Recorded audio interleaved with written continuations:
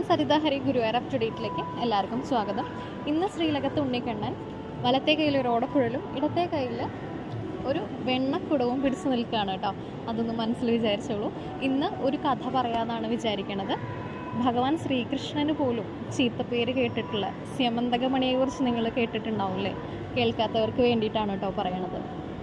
അപ്പോൾ സത്രാജിത്തിന് സൂര്യഭഗവാൻ കൊടുത്തിട്ടുള്ളതാണ് സ്യമന്തകമണി. ആ സ്യമന്തകമണി കയ്യിൽ വെച്ചാൽ ദരിദ്ര ദുഃഖം ഒന്നും ഉണ്ടാവില്ല. അതുപോലെ തന്നെ എത്ര വേണമെങ്കിലും സ്വർണം ലഭിക്കും, അളവറ്റ രീതിയിൽ സ്വർണം ലഭിക്കും എന്നാണ് കേട്ടോ പറയുന്നത്.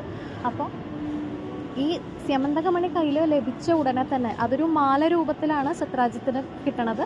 അപ്പോൾ ആ സ്യമന്തകമണി കയ്യിൽ കിട്ടിയ ഉടനെ തന്നെ അത് ശ്രീകൃഷ്ണനെ കാണിക്കാൻ വേണ്ടിയിട്ട് സത്രാജിത്ത് ശ്രീകൃഷ്ണൻ്റെ കൊട്ടാരത്തിലേക്ക് പോവുകയാണ് കേട്ടോ. എന്നിട്ട് ഈ സ്യമന്തകമണിയുടെ ഗുണങ്ങളെക്കുറിച്ച് ശ്രീകൃഷ്ണൻ്റെ അടുത്ത് പറയുകയാണ് കേട്ടോ. ഇത് കയ്യിൽ ലഭിച്ചു കഴിഞ്ഞാൽ ഇത് കയ്യിൽ വയ്ക്കുന്നിടത്തോളം കാലം എനിക്ക് ദാരിദ്ര്യ ദുഃഖങ്ങളോ അതുപോലെ തന്നെ എനിക്ക് സ്വർണത്തിനോ ഒന്നും ഒരു കുറവുണ്ടാവില്ല എന്ന് സത്രാജിത്ത് ശ്രീകൃഷ്ണ ഭഗവാനോട് പറയുകയാണ്. അപ്പോൾ ശ്രീകൃഷ്ണ ഭഗവാൻ ഇത് കേട്ട ഉടനെ തന്നെ എന്താ പറയേണ്ടതെന്ന് അറിയോ? എന്നാൽ ഒരു കാര്യം ചെയ്യൂ, ഇത്ര അധികം ഗുണങ്ങൾ ഈ സ്യമന്തകമണിക്ക് ഉണ്ട് എന്നുണ്ടെങ്കിൽ ഇതൊന്ന് ശൂരസേന രാജാവിന് കൊടുക്കൂ.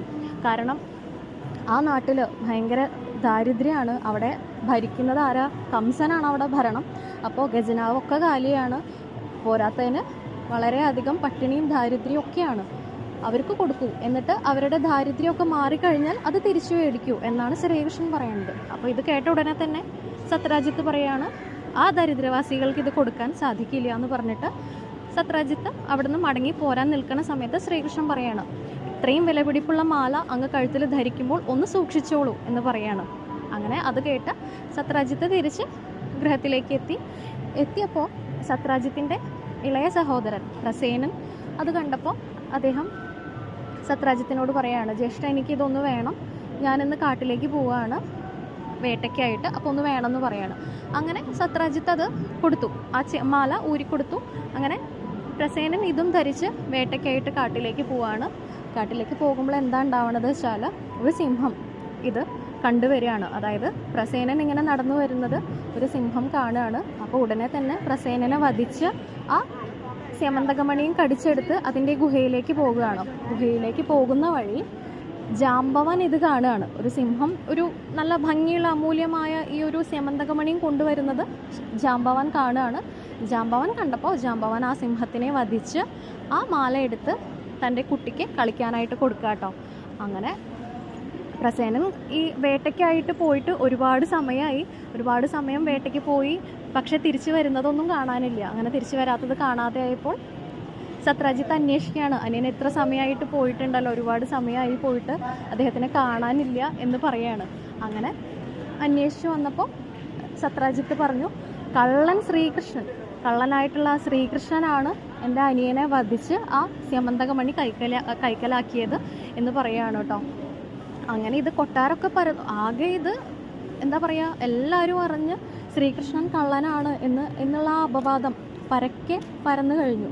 അങ്ങനെ ഇത് ശ്രീകൃഷ്ണൻ്റെ ചെവിയിലെത്തുകയാണ്. ശ്രീകൃഷ്ണൻ്റെ ചെവിയിലെത്തിയപ്പോൾ എന്തായാലും ഇതിൻ്റെ സത്യാവസ്ഥ ഒന്ന് അറിയണമല്ലോ. അങ്ങനെ ശ്രീകൃഷ്ണൻ തന്നെ നേരിട്ട് ഈ വനത്തിലേക്ക് പോവുകയാണ്. വനത്തിലേക്ക് പോകുന്ന മധ്യേ പ്രസേനൻ്റെ ജഡം കാണുകയാണ്. ഉടനെ തന്നെ അദ്ദേഹം അടുത്ത് പോയി നോക്കുമ്പോൾ ആ സ്യമന്തകമണി ഇല്ല.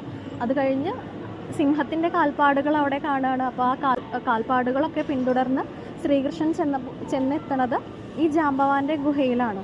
അപ്പോൾ അവിടെ ചെറിയൊരു കുട്ടി ഇരുന്ന് കളിക്കുകയാണ്, ഈ സ്യമന്തകമണിയും കൊണ്ട് കളിക്കുകയാണ് കേട്ടോ. അപ്പോൾ ചെറിയ കുട്ടികളുടെ അടുത്ത് ചെല്ലുമ്പോൾ, പരിചിതരായിട്ടുള്ള വ്യക്തികൾ ചെറിയ കുട്ടികളുടെ അടുത്ത് എത്തുമ്പോൾ എന്താ ഉണ്ടാവണത്? അവർ കരയും. അതുപോലെ തന്നെ ആ കുട്ടിയും കരഞ്ഞു. അപ്പോൾ ജാംബവാൻ പുറത്തേക്ക് വരികയാണ്. ജാംബവാൻ പുറത്തേക്ക് വന്നിട്ട് പറയുകയാണ്, എൻ്റെ കുട്ടിയെ ഭയപ്പെടുത്തിയ ആൾ ആരാണോ അവരെ ഞാൻ വധിക്കും എന്ന് പറയുകയാണ്. അങ്ങനെ ശ്രീകൃഷ്ണനും ജാംബവാനും കൂടിയിട്ട് രണ്ടുപേരും കൂടി ഏറ്റുമുട്ടുകയാണ്. ശ്രീകൃഷ്ണൻ എന്താണോ പറയാനുള്ളത് അതൊന്നും കേൾക്കാനുള്ള ഒരു സാവകാശം കൊടുക്കണില്ല ജാംബവാൻ. അങ്ങനെ ഈ ഒരു യുദ്ധം 28 ദിവസം നീണ്ടു നിന്നു എന്നാണ് കേട്ടോ പറയുന്നത്. അതിന് ശേഷമാണ് ജാംബവാന് മനസ്സിലാവുന്നത് ഭഗവാൻ ശ്രീകൃഷ്ണനാണ് വന്നിരിക്കുന്നത് എന്ന്. അങ്ങനെ അത് മനസ്സിലായപ്പോൾ അദ്ദേഹം ആ സ്യമന്തകമണി തിരിച്ചു കൊടുക്കുകയും തൻ്റെ മകളെയും കൂടി കൊടുത്തു എന്നാണ് കേട്ടോ കഥകളിലൊക്കെ പറയുന്നത്.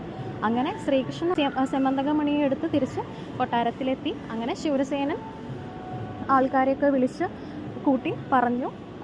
എന്നിട്ട് സത്രാജിത്തിനെ ഇത് അറിയിച്ചിട്ട് അദ്ദേഹം തിരിച്ച് കൊട്ടാരത്തിലേക്ക് വരികയാണ്. സത്രാജിത്തിന് ഭയങ്കര വിഷമമാവുകയാണ്. കാരണം അദ്ദേഹം ശ്രീകൃഷ്ണനല്ല അത് എടുത്തത് എന്ന് മനസ്സിലാക്കുകയാണ്. തെറ്റ് മനസ്സിലായപ്പോൾ എന്താ ചെയ്യേണ്ടത് എന്ന് മനസ്സിലാവണില്ല. പിന്നെ ഇത്രയും വലിയൊരു തെറ്റ് താൻ ചെയ്തു.